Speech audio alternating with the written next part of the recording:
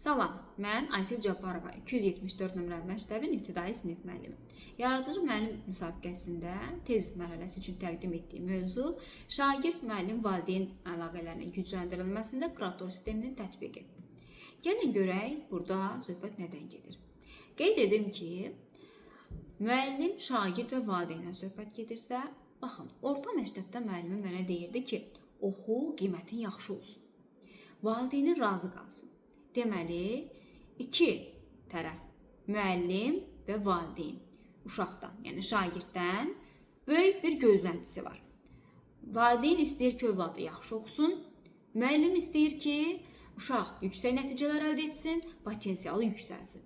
Amma şagirdi düşünən bir şəxs yoxdur. Onun düşüncələri, hissləri, iradə gücü, potensialı, yəni bu göstəricilər təəssüf ki, sorğulanmır. Bir ad deyəcəm, kurator. Kurator rejimi, kurator, yəni şəxs olaraq əslində təhsilimizin itkin halqasıdır düşünürəm. Çünki biz təlim prosesində deyirik ki, üç tərəfli göstərici, üçbucaq, müəllim, şagird, valideyn münasibəti. Bəli, bu üçbucaq bizim üçün önəmli bir fiqurdur. Ümumiyyətcə fiqurlar içərisində ən güclü fiqur üçbucaqdır. Və ona görə deyirik ki, üçbucaq, yəni təhsil sistemində önəmli bir məna kəsb edir. Amma bu üçbucağı da qurmaq lazımdır ki, bir bağ yaransın və təlim prosesində ən əsası şagird tək qalmasın, müəllim tək qalmasın, valideyn tək qalmasın. Baxın, bu prosesi əlaqələndirən bir şəxsə kurator adı deyəcəm. Çünki kurator təlim prosesində bu üçbucağı quran önəmli bir şəxsdir. Mən müəllim olaraq, valideyn olaraq və eyni zamanda kurator olaraq bu təlim prosesində yəni xüsusi işlər icra edirəm ki, həqiqətən də kuratora təlim prosesinin ehtiyacı olduğunu görürəm. Baxın, təlim prosesimdə, sinifimdə bir şagird var idi. Çox mükəmməl səviyyədə təlim prosesinin gedişatını izləyən bir şagird idi və müəyyən bir zamandan sonra gördüm ki, şagird təlim prosesindən kənarlaşır. Bunun səbəbini araşdırdım, valideynlə danışıq keçirdim, şagirdlə danışıq keçirdim, individual, xüsusi təşkilati saatlar ayırdım, amma heç bir effekt vermədi. Bir müəllim olaraq pedaqoji, psixoloji yanaşmaların bütün tətbiq prosesini icra etsəm belə, amma şagirdi təlim prosesinə cəlb etməkdə çətinlik yaşadım. Və biz artıq kuratora ehtiyac duyduq və kuratorumuz şagirdlə təxminən müəyyən bir müddət ərzində, bir ay müddət ərzində məşğul oldu təlim prosesindən kənarda. Və ortaya çıxdı ki, şagird ailədaxili problem üzərində təlim prosesindən kənarlaşır, valideyn psixoloji gərginlik yaşayır və şagird də bu dönəmdə artıq təlim prosesindən demək olar ki, kənarlaşır. Və bəzən elə situasiyalar olur ki, şagird müəllimin dostu ola bilmir, müəllim şagirdin dostu ola bilmir. Yəni, əgər dostu olsa, təlim prosesi kənarda qalır. Yəni, burada artıq müəllim öz etimadını qorumaq üçün, düzdür, şagird yönlü hər hansı bir addımlar ata bilir. Amma elə tərəflər var ki, burada müəllim o çətinliyi ortaya çıxara bilmir. Yəni, kurator burada əsas dəstəkçidir ki, kurator şagirdlə bağ qurur, dəstək olur, həm təhsilinə, həm psixoloji, həm də pedaqoji yanaşmalarla. Və belə halda artıq şagird özünü tam şəkildə kuratorla rahat hiss edir və bütün çətinliklərini izah edir.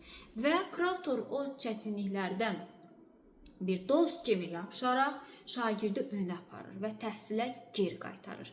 Müəllim şagird münasibətini qorudu və keçsə valideynə, valideynlə psixoloji konsultasiyalar, müxtəlif yanaşmaları sərgiləyərək təlim prosesinə cəlb etdiyi halda artıq yenə üçbucağı qorumuş olduq. Müəllim, şagird, valideyn münasibəti quruldu. Bəs müəllimə necə dəstək olacaq? Auditoriyamızda müəllim də var, təhsil işçisi də var və digər şəxslər də var ki, məsələn, müəllimlərə müraciət edirəm. Kurator rejimi tətbiq olunsa, kuratorunuz, xüsusi kuratorunuz olsa, yəni sinifdə, sizə nə kimi faydası dəyər? Mən inanıram ki, mükəmməl rəylər gələcək burada ki, çatışmayan məqamlar var. Yəni biz təhsilimizi vərəq üzərində, jurnal üzərində deyil də, biz şagird üzərində qurmalıyıq ki, yəni burada biz effekt ala bilək, yüksək nəticə götürə bilək.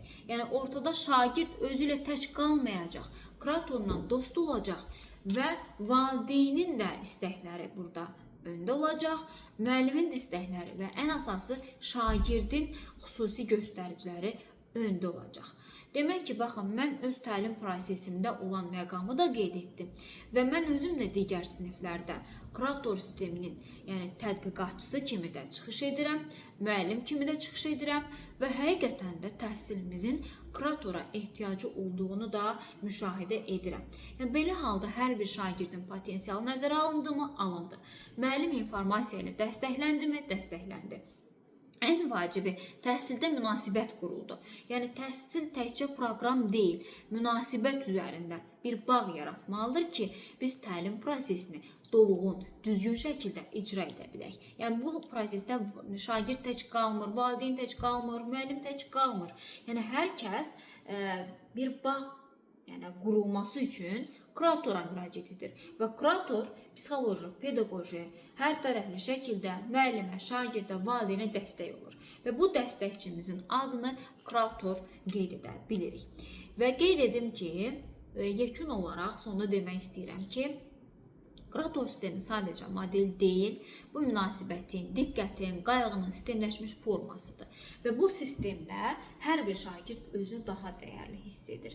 Çünki biri var ki, onu izləyir, onu dəstəkləyir, onu anlayır, yol göstərir. Bunun isə adı kuratordur. Dinlədiyiniz üçün təşəkkür edirəm.